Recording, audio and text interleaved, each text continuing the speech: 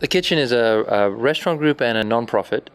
We work in cities across the United States, and our goal is to introduce a real food culture at scale into communities around the country.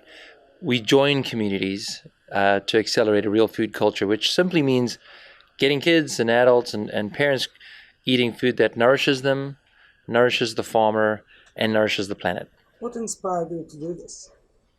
I've always loved food. I had a very serious accident about 6 years ago, and I went down a ski hill and I broke my neck and I was paralyzed on my left and horizontal for 2 months. And I really had a lot of time to think about what was important to me and what was important to me for the rest of my life if I was able to stand again, if I was able to walk again. And food has always been my passion, and so I dedicated my life to working on food and to taking the world to a better food culture. Food is the new internet, you say. Sure. How is that? Well, what I've found fascinating is the change in the way the world is moving towards this concept of real food is completely different to the industrial food system that we have.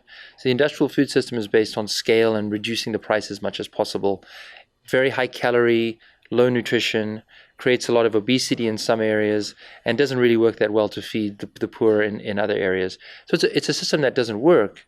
And the opportunity in real food is companies now have billion-dollar opportunities to go deliver food that is fresh, local, organic, at prices that people can afford, and at scale that is truly the scale of the world. So it's a $5 trillion industry. It's bigger than the internet, actually. But the opportunity today is similar to the opportunity that I saw back in 1995 when I started working in the internet. And the wave of innovation that is coming in food is quite extraordinary. What does it mean to you to come to this place, to the Eat Forum? Sure. I love Eat Forum. And I think what Eat Forum does very differently than any other food conference is it brings together people from around the world. First and foremost, in America you get Americans, Europeans you usually get Europeans. This is a worldwide forum, and then it also brings people from different areas. So you have the academics, you have government, you have celebrity chefs, you have folks like myself working more in the philanthropy space, and it's very rare that to have that combined group of people in one place. So I've been very impressed, and I think it's the place any thought leader in food needs to be every year.